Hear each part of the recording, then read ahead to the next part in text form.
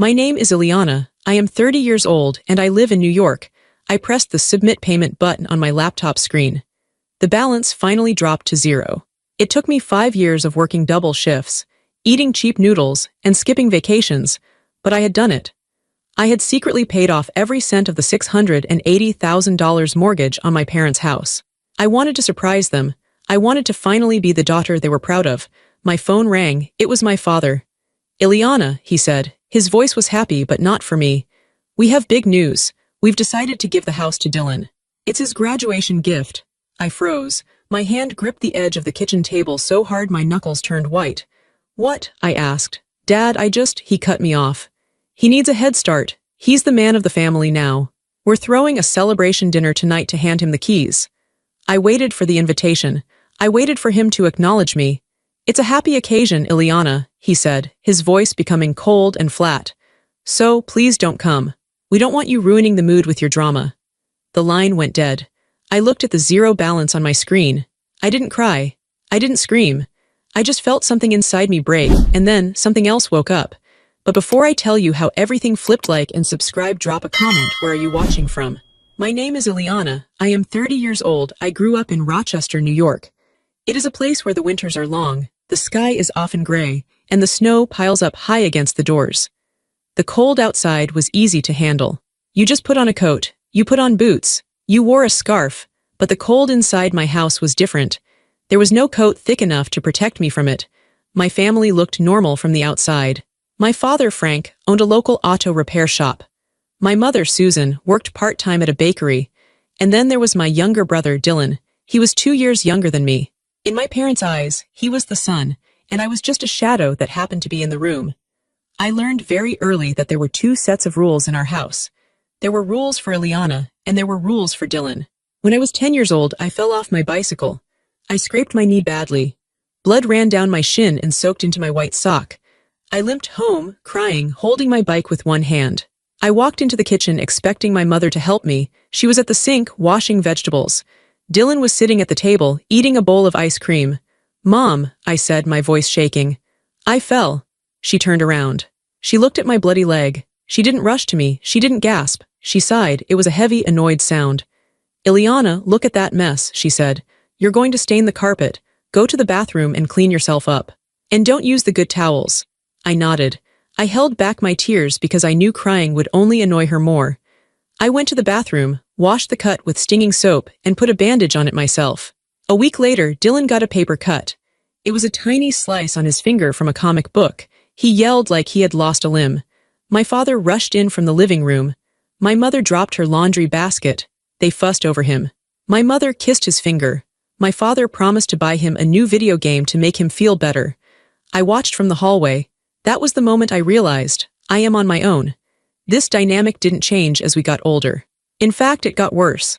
I became the easy child, the one who didn't need anything, the one who was self-sufficient, but I wasn't self-sufficient because I wanted to be. I was self-sufficient because I had to be. In high school, I was a straight-A student. I studied late into the night. I made my own flashcards. I handed in every assignment on time. When report cards came, I would leave mine on the kitchen counter, hoping for a good job, Ileana. My father would glance at it while drinking his coffee. "Good," he would say. Then he would put his mug on top of it. Then he would look at Dylan's report card. Dylan was failing math. He was barely passing history. He skipped classes. "Susan," my father would yell, "we need to get Dylan a tutor. The teachers aren't supporting him enough. He has so much potential, they just don't see it." They spent thousands of dollars on tutors for Dylan. They bought him a new laptop because he said his old one was too slow for studying. He used it for gaming. When I needed a calculator for calculus, they told me to ask a friend to borrow one because money was tight. Money was always tight for me, but it was never tight for Dylan. I remember my 16th birthday. I didn't want a party. I just wanted a family dinner. I asked for pizza. That night, my father came home late from the shop. He looked tired. He sat down at the table and didn't say happy birthday. "Dylan got into a fight at school," he said, looking at my mother. "He's suspended for 3 days. It wasn't his fault. The other kid provoked him." My mother looked worried. "Is he okay? Is he upstairs?" "Yeah, he's upset," Dad said. "I'm going to take him out for burgers. He needs to blow off some steam." They both stood up. They grabbed their keys. "What about dinner?" I asked quietly. It's my birthday. My father looked at me like he had forgotten I was there. Ileana, don't be selfish right now. Your brother is having a crisis. There's frozen lasagna in the freezer. You know how to work the oven. They left. The house was silent. I cooked the lasagna. I ate it alone at the kitchen table. I didn't cry. I washed my plate. I dried it. I put it away. I learned the lesson. Don't ask. Don't expect. Don't need. By the time I was 18, I was invisible. I applied to colleges on my own. I filled out financial aid forms on my own. I got a scholarship that covered my tuition, and I worked 2 jobs to pay for my rent and books. My parents didn't contribute a cent. They told their friends, Ileana is so independent, we raised her to be strong. They took credit for my survival, even though they were the ones I was surviving against.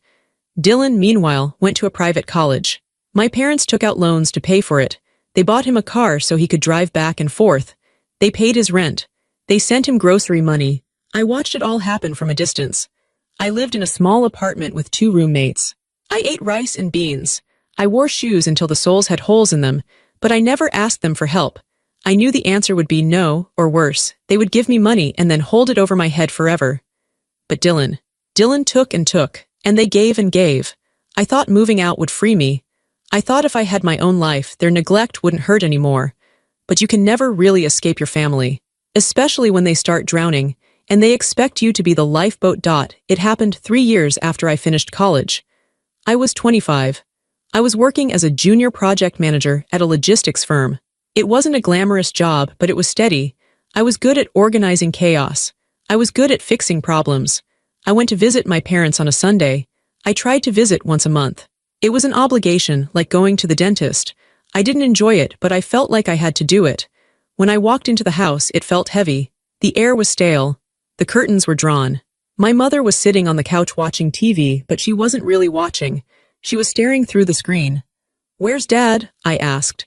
"In the garage," she said. She didn't look up. I went to the kitchen to get a glass of water. That's when I saw it. The kitchen table was usually messy, but this was different. There were stacks of paper everywhere. Envelopes. Some were opened, but most were closed. They were piled up like little towers of failure. I picked one up. It was a final notice from the electric company. I picked up another, a credit card bill, overdue. Then I saw the big envelopes with red stamps, Bank of America, mortgage default notice, foreclosure warning. My heart stopped. I felt a cold sweat break out on my neck. I opened the foreclosure letter. The date was 2 weeks ago. It said they were 3 months behind on the mortgage. It said the bank was preparing to seize the property. The house. The house I grew up in. The house they bought when I was 2. The house they were so proud of. It was about to be gone. I walked out to the garage. My father was sitting on a stool, wiping his hands on a greasy rag. The auto shop had been struggling for years.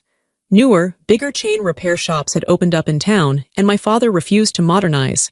He still did everything on paper. He was losing customers every day. "Dad," I said. I held up the letter. He looked at it. His face went gray, then it went red. "What are you doing going through my mail?" he snapped. He snatched the letter from my hand. "It was on the table, Dad. It says foreclosure. Are you losing the house?" "It's a mistake," he said, turning his back to me. "The bank made a mistake. I'm handling it." "You're 3 months behind," I said. My voice was calm, but inside I was screaming. "Dad, the shop isn't making money, is it?" He threw the rag on the floor. "Business is slow. It happens. I'm waiting on a big job. Once that check clears, I'll pay the bank. It's fine. Don't worry your pretty little head about it." He was lying. I could tell by the way his shoulders were hunched. He was terrified, but his pride was too big to let him admit it.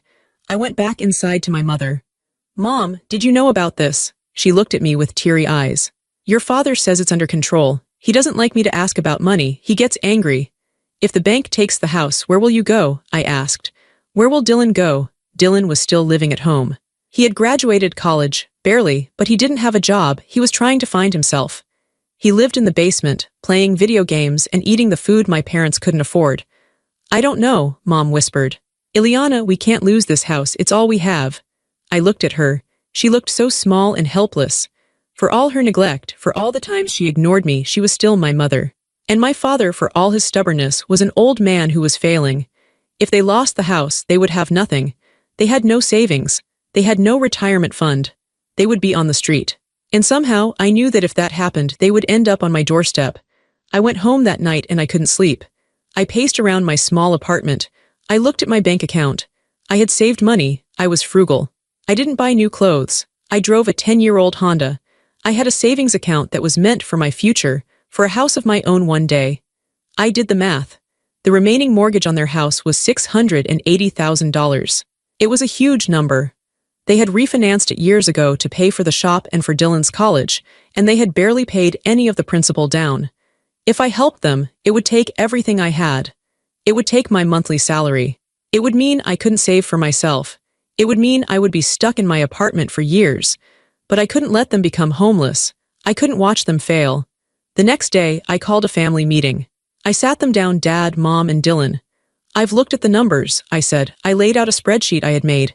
You are drowning. The bank is going to take the house in 30 days.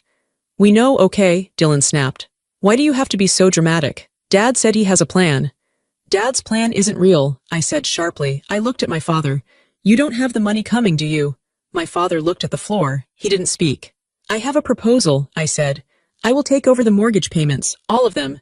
I will pay the arrears to stop the foreclosure, and I will make the monthly payments until the house is paid off. The room went silent. My mother gasped. Dylan looked surprised. My father looked up, his eyes wide. You have that kind of money? He asked. There was no thank you in his voice, just shock that I, the invisible daughter, had value. I have a job, I said. I budget. I can do this, but there are conditions. Conditions? My father bristled. Since when do children give conditions to their parents? Since the child becomes the one paying for the roof over your head, I said. It was the boldest thing I had ever said to him. Here is the deal, I continued. I pay the mortgage directly to the bank. You don't touch the money. You focus on paying the utilities and buying food. And Dylan, I looked at my brother, you need to get a job to help with groceries. Dylan rolled his eyes. Yeah, whatever. And one more thing, I said. We need to put this in writing. I want to make sure that my investment is protected. We're family, my mother cried. Why do we need legal papers? Don't you trust us? It's not about trust, I lied. It was absolutely about trust. It's about being smart. My father sighed. He looked defeated. Fine, whatever, just fix it. Get the bank off my back. They agreed. They didn't hug me. They didn't cry with relief. They just looked at me like I was a mechanic who had finally arrived to fix a broken engine. I left that night feeling a strange mixture of pride and dread. I had saved them. I was the hero. But I also felt a heavy chain wrap around my ankles. I had just signed away my freedom for the next 5 years. I went to work the next day and set up the automatic transfers. $680,000. It felt like a mountain. But I was used to climbing mountains alone. I didn't know then that I was making a mistake. I didn't know that by saving them, I was giving them the weapon they would eventually use to stab me in the back. I just thought I was doing the right thing. I was wrong. Before I paid the first cent to the bank, I made one phone call. I called my uncle Edward. Edward was my mother's older brother. He was the black sheep of the family, mostly because he was successful and didn't put up with my father's nonsense. He was a retired contract lawyer who lived in a clean, quiet condo downtown. He was the only person in my family who ever asked me, "How are you doing, Ileana?" and actually waited for the answer. I went to his condo on a Tuesday evening. I sat at his glass dining table and told him everything. I told him about the foreclosure letters, the $680,000 debt, and my plan to pay it off. Edward listened. He drank his tea. He didn't interrupt. When I finished, he put his cup down hard. "You are a good daughter," he said, "but you are being an idiot." "I can't let them be homeless, Uncle Ed," I said. "I know," he sighed. "Frank and Susan are children in adult bodies. They always have been. If you just give them money, Ileana, they will burn it. And when the house is paid off, they will forget you ever helped." "They wouldn't," I said. "They're my parents." Edward looked at me with sad eyes. "You know they would. We need to protect you. If you are paying the mortgage, you are buying the equity. That house is effectively becoming yours. We need paper." "Dad won't sign a deed transfer," I said. "His pride is too big. He needs to feel like he still owns it." "Then we create a trust," Edward said. "A living trust. We frame it as asset protection to keep the creditors away from the shop. We tell Frank it protects him. But in the fine print, the trust states that you are the trustee and the primary beneficiary. It states that the property cannot be sold, transferred, or gifted without the trustee's signature. That's you. Will they sign it?" "If they are scared enough of the bank, they will sign anything," Edward said. We went to the house 3 days later. Edward brought a notary. My father was grumpy. He didn't like Edward. He thought Edward looked down on him. This is just legal mumbo-jumbo to keep the bank off your back, Frank, Edward told him smoothly. It secures the asset. It means the creditors from the auto shop can't touch the house. My father's eyes lit up. So it protects me. Exactly, Edward lied. It protects the house. My father signed. My mother signed. They didn't read the clauses on page 14. They didn't read the section about the constructive trust or the beneficiary rights. They just wanted the problem to go away. Once the papers were filed, my life stopped. For the next 5 years, I became a machine. My annual salary was $85,000. After taxes, I took home about $5,500 a month. The mortgage payment on my parents' house was $3,800. Do the math. That left me with $1,700 a month to live on. In New York, I moved out of my nice apartment and into a basement studio with no windows. It smelled like damp earth when it rained. I stopped going to restaurants. I stopped buying clothes. When my friends planned a trip to Mexico for spring break, I told them I was busy at work. I wasn't busy. I was broke. I ate peanut butter sandwiches for lunch. I walked to work to save bus fare. I canceled my Netflix subscription. I canceled my gym membership and ran in the park instead.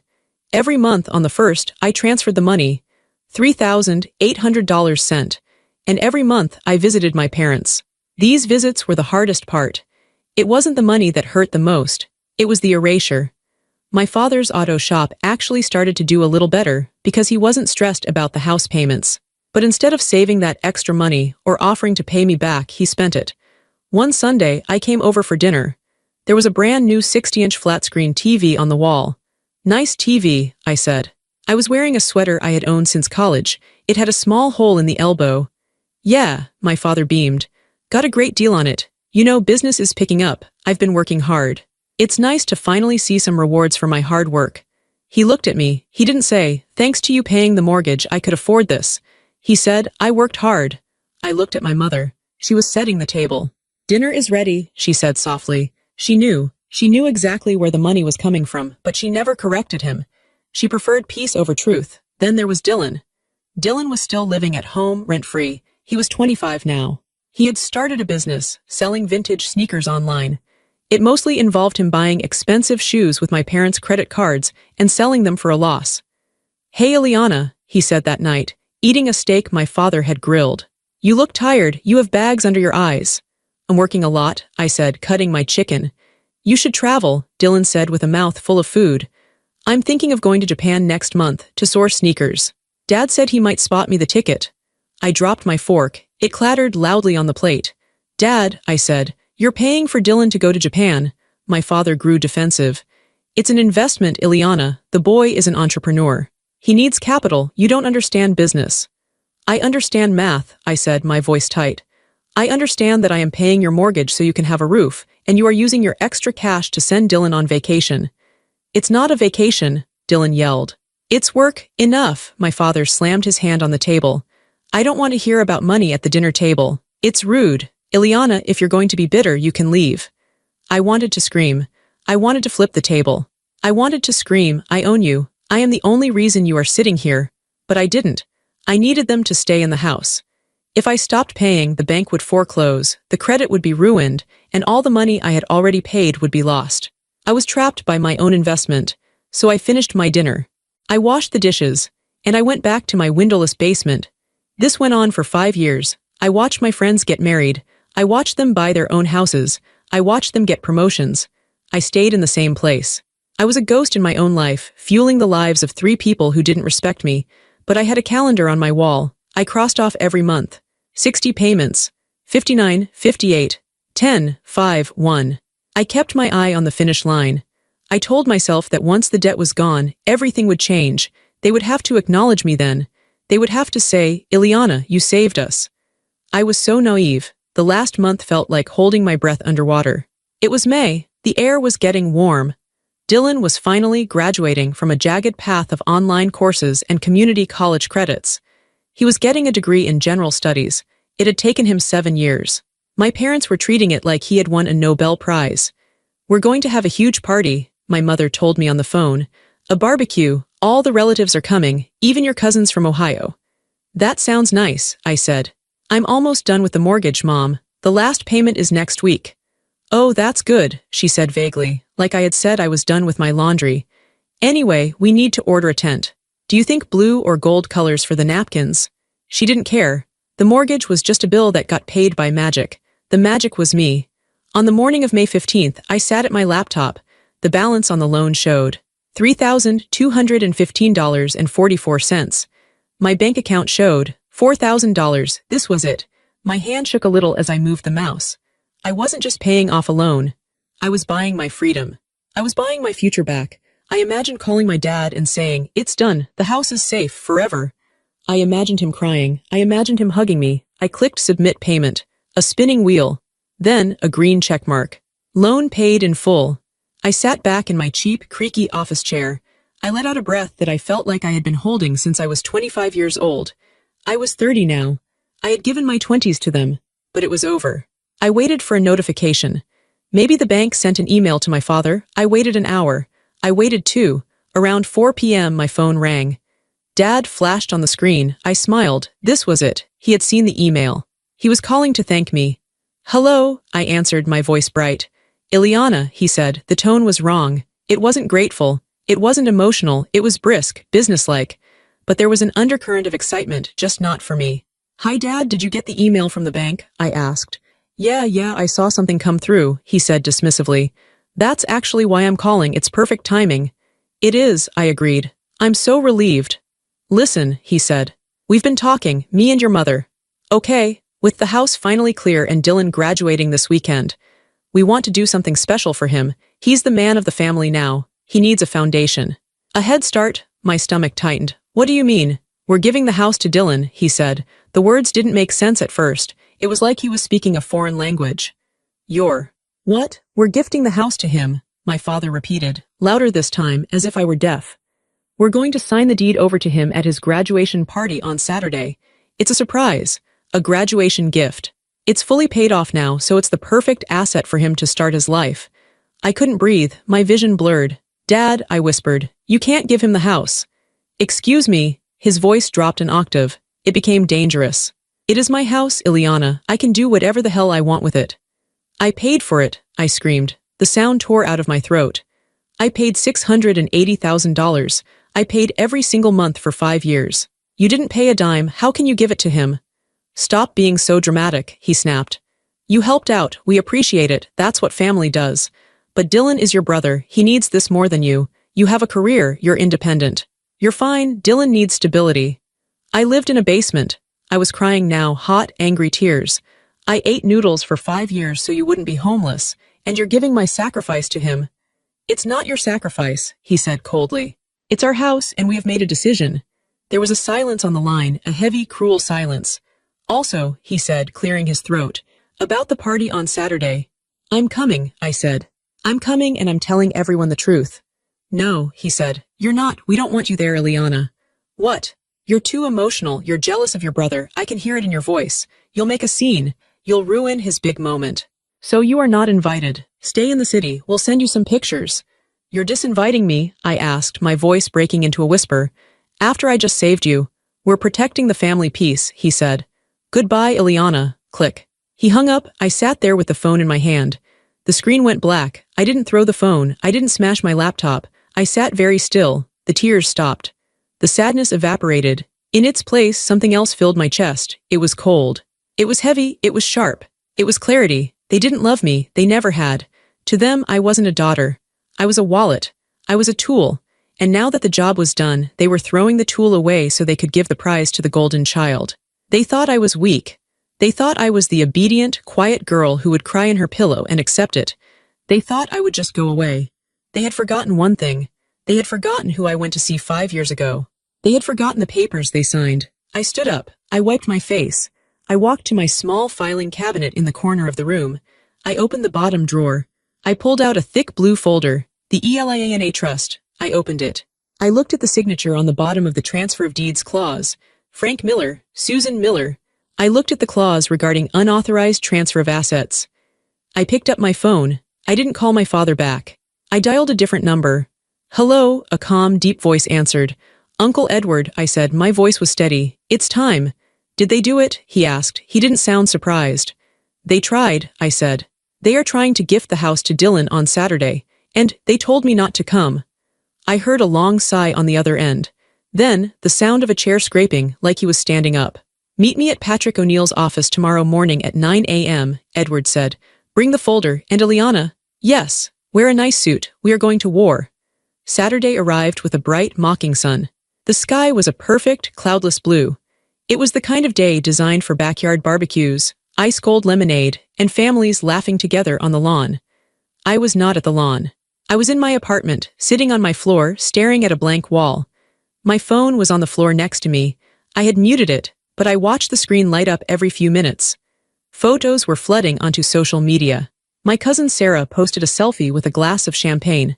Graduation celebration. So proud of Dylan. My aunt posted a video of the catering truck pulling into the driveway. They were celebrating on the grass I had paid to maintain. They were eating food bought with money that should have gone to the mortgage I had cleared. I wasn't invited. My Uncle Edward was there, though. He had called me that morning. I'm going, he had said. I need to be there to witness the transfer. If they try to hand over a deed, I need to see it. Stay by your phone, Ileana. So I waited. I imagined the scene. I knew exactly how it would go. My father would be wearing his Sunday best, a polo shirt tucked into khakis. My mother would be fluttering around, making sure everyone had a drink, playing the perfect hostess. Dylan would be holding court, wearing his graduation cap even though the ceremony was over, soaking up the attention like a sponge. Around 2 p.m., my phone buzzed. It was a text from Edward. Speech is starting now. Dad is standing on the porch. I closed my eyes. I could almost hear my father's voice. He loved speeches. He loved the sound of his own authority. Later, Edward told me exactly what happened. He recounted every word, every gesture, so clearly that I felt like I was standing right there in the garden. My father had tapped a spoon against a wine glass. The chatter died down. The family, aunts, uncles, cousins, neighbors turned to look at him. Dylan stood next to him, grinning, holding a beer. Thank you all for coming, my father began, his chest puffed out. Today is a proud day, a very proud day.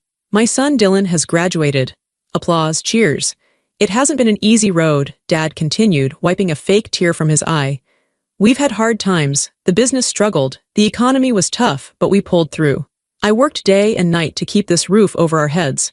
I sacrificed everything to make sure this home was safe for my family. He paused for effect. He didn't mention me. He didn't mention the 5 years of payments. He didn't mention that while he was working day and night, I was the one paying the bank. And now, Dad said, putting a hand on Dylan's shoulder, we want to give Dylan a head start. A man needs a castle. So Susan and I have decided to give this house, free and clear, fully paid off by my hard work, to Dylan. The crowd gasped. It was a massive gift. A $680,000 gift. Here are the keys, son, Dad said, pulling a shiny new set of keys from his pocket. It's yours. The deed is being transferred on Monday. Dylan reached for the keys. The crowd started to clap. Stop. The voice wasn't loud, but it cut through the applause like a knife. Uncle Edward stepped forward from the back of the crowd. He was wearing a dark gray suit, looking like a storm cloud in a field of sunflowers. Edward, my father frowned. We're in the middle of a toast. You can't gift this house, Frank, Edward said. He walked up the porch steps. He didn't look at the guests. He looked only at my father. What are you talking about? Sit down, you're drunk, Dad snapped, though Edward hadn't touched a drop of alcohol. I'm not drunk, Edward said calmly. And you are not the owner of this house, not really. The guests started to whisper. The clapping died. I am the owner, Dad shouted, his face turning red.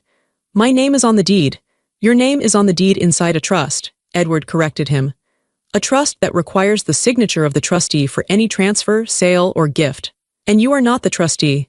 Dylan looked confused. He lowered his hand, the keys dangling from his father's fingers, unaccepted. Dad, what is he talking about?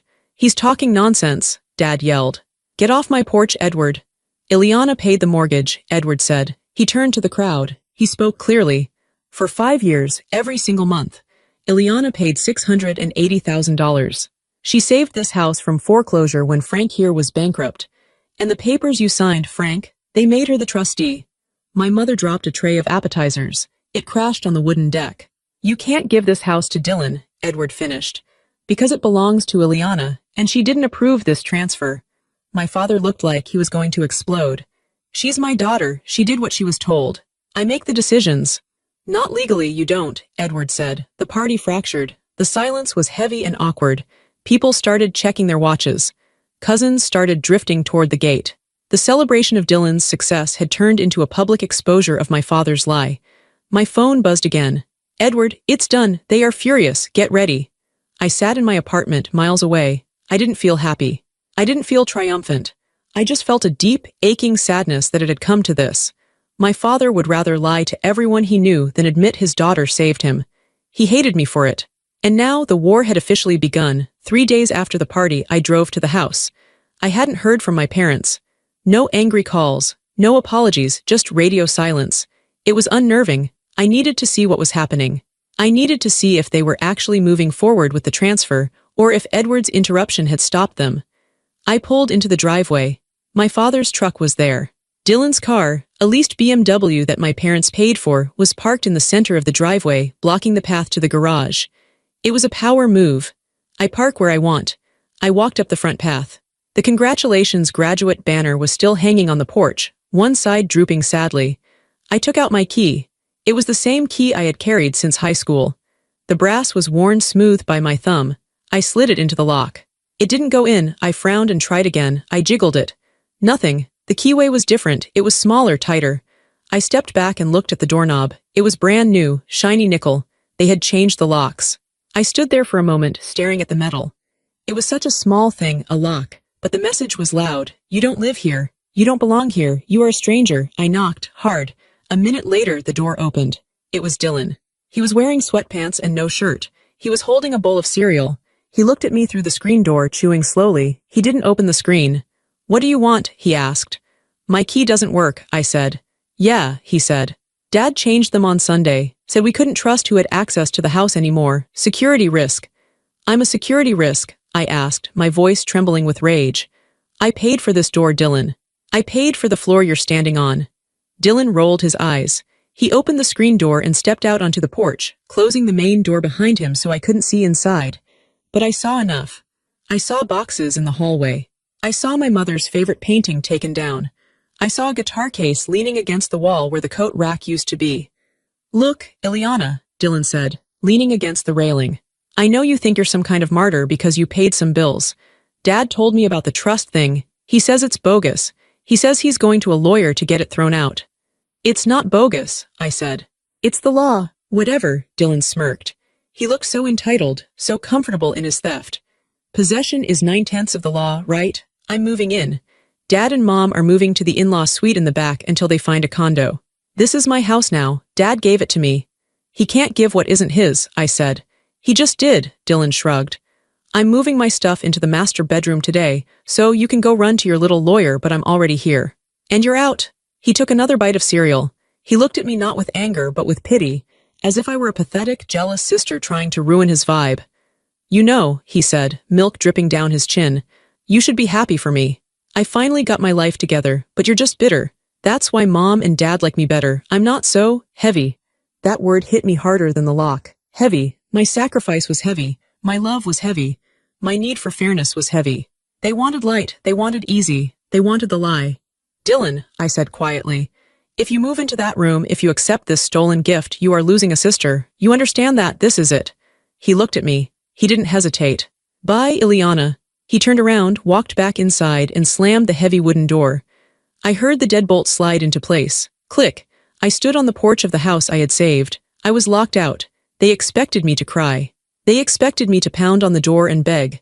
They expected me to vanish into the night, defeated by their united front. I walked back to my car. I didn't look back. I didn't cry. I reached for my phone and called Patrick O'Neill. "Patrick," I said when he answered, "they changed the locks. Dylan is moving in." "Okay," Patrick said. His voice was sharp, professional. "That is an illegal eviction and a breach of the trust. Did you document it?" "I have photos of the new locks," I said. "Good, come to my office. Bring the bank statements. Bring the emails. Bring everything. We are done being nice." "I'm ready," I said. I started the engine. As I drove away, I realized that the Ileana who had paid the mortgage for 5 years, the hopeful, desperate daughter, was dead. She had died on that porch. The woman driving the car was someone new. And she wasn't asking for permission anymore. Patrick O'Neill's office smelled like old books and expensive coffee. It was a place of order. A place where feelings didn't matter, only facts. I sat at a large mahogany conference table. Uncle Edward was there, sitting next to me. Across from us sat Patrick. He was a small man with glasses, but he had the eyes of a shark. I spread my life out on the table. 5 years of bank statements. 60 wire transfer confirmations. The foreclosure notices from 5 years ago, and the trust document, signed by Frank and Susan Miller. Patrick picked up the trust document. He adjusted his glasses. He read it silently for 5 minutes. The room was so quiet I could hear the clock ticking on the wall. Finally, he looked up. A small, cold smile played on his lips. "This is bulletproof," Patrick said. I let out a breath. "Are you sure?" "Dylan said Dad is going to get it thrown out." "On what grounds?" Patrick asked. "Duress? No, they signed it before a notary." "Fraud? No, you held up your end of the bargain, you paid the mortgage. The terms are clear." Section 4, paragraph B. The grantors, your parents, acknowledge that the trustee, you holds equitable title to the property in consideration of debt relief. Patrick leaned forward. "Ileana, legally, you don't just control the house. For all intents and purposes, you are the house. They are guests who have overstayed their welcome." "They changed the locks," Uncle Edward reminded him. "They are claiming adverse possession or some nonsense." "Changing the locks on the trustee is a hostile act," Patrick said. He pulled out a yellow legal pad. "Here is what we are going to do. We aren't going to sue them for money. We are going to enforce the trust." "What does that look like?" I asked. "It looks like an eviction," Patrick said. The word hung in the air. Eviction, evicting my parents, evicting my brother. It sounded cruel. It sounded like something a villain would do in a movie. "I don't want to throw them on the street," I said softly. "They threw you on the street," Edward said. "Ileana, they locked you out. They took your $680,000 and slammed the door in your face. This isn't revenge. This is consequences." Patrick nodded. "We will file an emergency injunction to freeze the transfer of the deed. If your father tries to sign that house over to Dylan, he will be in contempt of court. That's a crime. Then we serve them with a notice to quit. It gives them 30 days to vacate the property or sign a lease agreement with you at market rent." "Market rent?" I asked. "Yes," Patrick said. "If they want to stay, they pay you. If Dylan wants to live there, he pays you. You are the landlord now." I looked down at the papers. I looked at the signatures of the parents who had ignored me my whole life. The parents who had fed Dylan steak while I ate peanut butter. The parents who called me heavy because I carried their burdens. They had bet everything on the idea that I was too weak to fight back. They thought I loved them too much to hurt them, but they had killed that love. They had starved it until it died. "Do it," I said. Patrick nodded. He began typing on his laptop. The sound was rhythmic like a drum beat. "One more thing," I said. "The car, Dylan's BMW." "What about it?" Patrick asked. "My dad pays the lease," I said. "But the lease is in the business name, right?" "Likely," Edward said. "My dad's business accounts.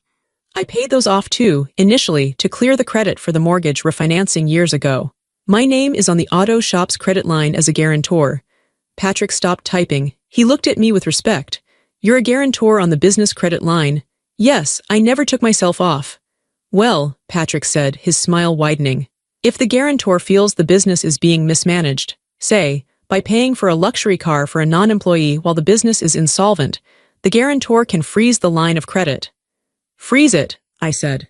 "If we freeze the line," Patrick warned, "the lease payment on the BMW will bounce. They'll repossess the car." I thought about Dylan standing on the porch, eating cereal, mocking me. "Possession is 9/10 of the law." "He likes walking," I said. "Let him walk." We spent the next 2 hours drafting the motions. The injunction, the notice of trust enforcement, the credit freeze. It was a mountain of paperwork, a paper trail that fought back. For years, I had been invisible. But ink is visible, signatures are visible, the law is visible. When I left the office, the sun was setting. The city looked different. It didn't look like a place of struggle anymore. It looked like a place of opportunity. I wasn't a victim, not anymore, I was the plaintiff. "Get some sleep," Uncle Edward said, squeezing my shoulder outside the office. "Tomorrow, the sheriff serves the papers. It's going to be loud." "Let it be loud," I said. "I'm done being quiet." It happened on a Tuesday. I chose Tuesday because it is an ordinary day. It is not a day for drama. It is a day for business. And this was strictly business. I parked my car down the street. I didn't want them to see me yet. I sat in the driver's seat with Uncle Edward and Patrick. We watched. At 10 a.m., a large flatbed truck turned onto the street. It wasn't a delivery truck. It was a tow truck. It had the name of a repossession agency on the side. I watched it back slowly into my parents' driveway. The backup alarm beeped loudly. Beep, beep, beep. It cut through the quiet suburban morning. Neighbors started peeking out of their windows. Mrs. Gable next door came out onto her porch with her coffee cup. The truck driver got out. He didn't knock on the door. He walked straight to the white BMW parked in the center of the driveway. He started hooking chains to the axle. The front door of the house flew open. Dylan ran out. He was wearing boxer shorts and a t-shirt. He looked panicked. Hey, hey, Dylan screamed, running down the driveway without shoes. What are you doing? Get away from my car. The driver didn't stop. He cranked a lever. The back of the BMW lifted into the air. It's a mistake, Dylan yelled. My dad pays for this. Put it down. Then the front door opened again. My father came out. He looked smaller than I remembered. He was wearing his work uniform, but he hadn't left for the shop yet. What is the meaning of this? My father shouted, marching down to the driver. I'm calling the police. Go ahead, the driver said calmly. He handed my father a slip of paper. Lease default. The credit line was frozen by the guarantor. The bank ordered immediate repossession. Frozen? My father's face went pale. He looked at the paper. He looked at the car rising into the air, tilting like a sinking ship. Who frozen it? I didn't freeze it. The guarantor did, the driver said. He got back into the truck. My father stood there, frozen, he knew. In that second, he knew. He remembered the paperwork from years ago. He remembered that I was the safety net he had used to build his credit. And he realized the net had just been pulled away. Dylan was hitting the window of the truck. Dad, do something. He's taking my car. Stop it, Dylan, my father whispered. The truck roared to life. It pulled out of the driveway, dragging Dylan's status symbol with it. Dylan chased it to the end of the driveway, then stopped, defeated. He looked like a child whose toy had been taken away. That was the first strike. 5 minutes later, a black sedan pulled up. A man in a cheap suit got out. He walked up the path carrying a thick envelope. Frank Miller. Susan Miller, the man asked. What now? My father snapped. You have been served, the man said. He shoved the envelope into my father's chest. Notice of freezing of assets and trust enforcement. You have a court date on Thursday regarding the illegal lock change. My mother came to the door then. She looked terrified. Frank, what is happening? It's Ileana. My father spat the name out like poison. She's doing this. That was my cue. Let's go, Patrick said. We got out of my car. We walked up the driveway. I walked in the middle. Uncle Edward was on my left, Patrick on my right. I felt like a general walking onto a battlefield where the enemy was already wounded. My father saw me. His eyes bulged. He took a step toward me, his fists clenched. You, he roared. You ungrateful, spiteful little, Mr. Miller. Patrick stepped in front of me. His voice was calm but sharp as a razor. I wouldn't finish that sentence. Anything you say can be used against you in the harassment suit we are preparing to file. My father stopped. He breathed heavily. Harassment? She's stealing my house. She's stealing my son's car. I'm not stealing anything, I said. My voice was steady. It surprised me how steady it was. I wasn't shaking. I'm managing my assets. You taught me that, Dad. Business is business. We're family, my mother cried. She ran down the steps and tried to grab my hand. I pulled it away. Don't, I said. You didn't treat me like family when you locked me out. You didn't treat me like family when you disinvited me to the party. You treated me like an employee you fired. We were just trying to help Dylan, she sobbed. And you hurt me to do it, I said. You stole my money. You stole my 5 years of sacrifice, and you laughed about it. Dylan walked back up the driveway. He looked furious. You're a witch, Ileana. You're jealous because I'm the favorite. You can't handle that Dad loves me more. I don't care who he loves, I said. I looked him in the eye. I care about who owns the roof over your head. And guess what, Dylan? It's me. Patrick opened his briefcase. He pulled out a document. This is a notice to quit, Patrick said. Because you violated the terms of the trust by changing the locks and attempting an unauthorized deed transfer, Ileana is exercising her right as trustee. What does that mean? My father asked, his voice shaking. It means you have two choices, Patrick said. Choice A, you sign a lease agreement. The rent will be $3,500 a month market rate. You will pay Ileana directly. Dylan, if you want to stay, you will be listed as a tenant and you will pay $1,000 a month for your room. I don't have $1,000, Dylan yelled. Then you get a job, I said. Choice B, Patrick continued. You vacate the property, you have 30 days. Silence. The birds were singing, the sun was shining, but on that driveway the world had stopped. You would evict your own parents? My father asked.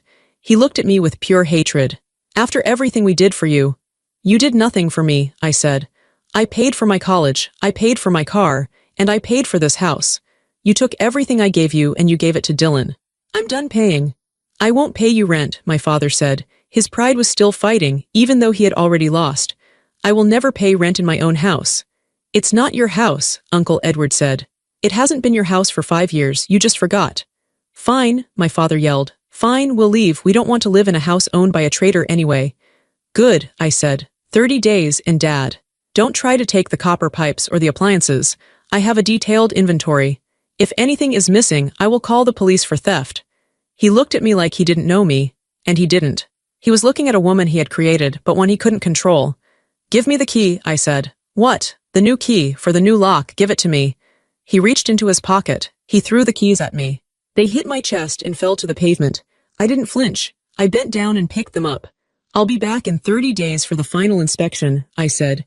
Have the boxes packed. I turned around and walked back to the car. I didn't look back at my mother crying. I didn't look back at Dylan kicking the dirt. I didn't look back at my father, who was now an old man with nothing left but his pride. I got in the car. Patrick started the engine. Are you okay? Uncle Edward asked gently. I looked out the window as we drove away.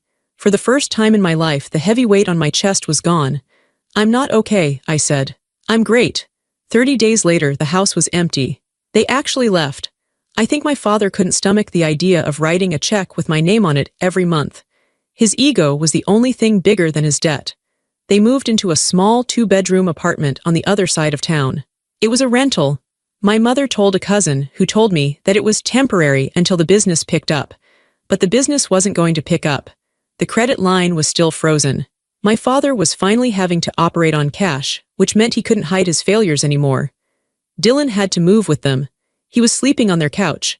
Without a car, and without my parents' endless supply of money, his entrepreneurial dreams had collapsed. I heard he got a job at a warehouse packing boxes. It was hard work. It was honest work. It was exactly what he needed. I stood in the living room of the empty house. It was silent. The carpet still had the indentations where the furniture used to be. The walls had square clean spots where the pictures had hung. It felt strange. This was the place where I had learned to be invisible. This was the kitchen where I had cooked my own birthday dinner. This was the hallway where I had watched them fawn over Dylan. But now, the ghosts were gone. I had exorcised them with ink and paper. So, Uncle Edward said, walking in behind me, "What are you going to do with it? Sell it?" I looked around. I thought about it. I could sell it, take the cash, and buy a condo in the city. Just walk away. That would be sensible, Edward said. But, I said, walking to the window, I realized something. If I sell it, I'm running away. I'm admitting that this place still haunts me. I ran my hand along the windowsill. I paid for this, I said. I earned every square inch of this floor. Why should I let them take the memory of it too? So, Edward asked. So I'm going to keep it, I said. But I'm going to change it. I'm going to renovate. I'm going to knock down the wall between the kitchen and the dining room. I'm going to paint over this depressing beige. I'm going to make it mine. And that is what I did. For the next 6 months, I poured my energy into that house. But this time, it wasn't a sacrifice. It was a creation. I hired contractors. I tore up the old carpets and put in hardwood floors. I painted the walls bright colors, yellow in the kitchen, soft blue in the bedroom. I turned Dylan's old room into a home office for myself. I moved in on a rainy Saturday in November. I sat on my new couch, drinking tea out of a mug that I liked. I was alone, but I wasn't lonely. There is a difference. My phone rang. It was my mother. They had called a few times over the months. Usually it was to complain. The apartment was too small. The neighbors were noisy. Dylan was depressed. They never asked how I was. They only called to tell me how much I had ruined their lives. I looked at the screen. Mom. In the past, I would have answered. I would have felt guilty. I would have listened to her guilt trip me for an hour. But I wasn't that person anymore. I pressed the decline button. I didn't block them. I just chose not to engage. I realized that I didn't need their forgiveness. I didn't need them to understand. I didn't even need them to love me. I loved myself enough for all of us. The next week, I hosted a dinner party. I invited Uncle Edward, Patrick, and my friends from work, the ones I had ignored for 5 years because I was too broke to go out. We sat at a long table in the dining room. The house was full of laughter. It was full of warmth. There was no tension. There was no favorite child.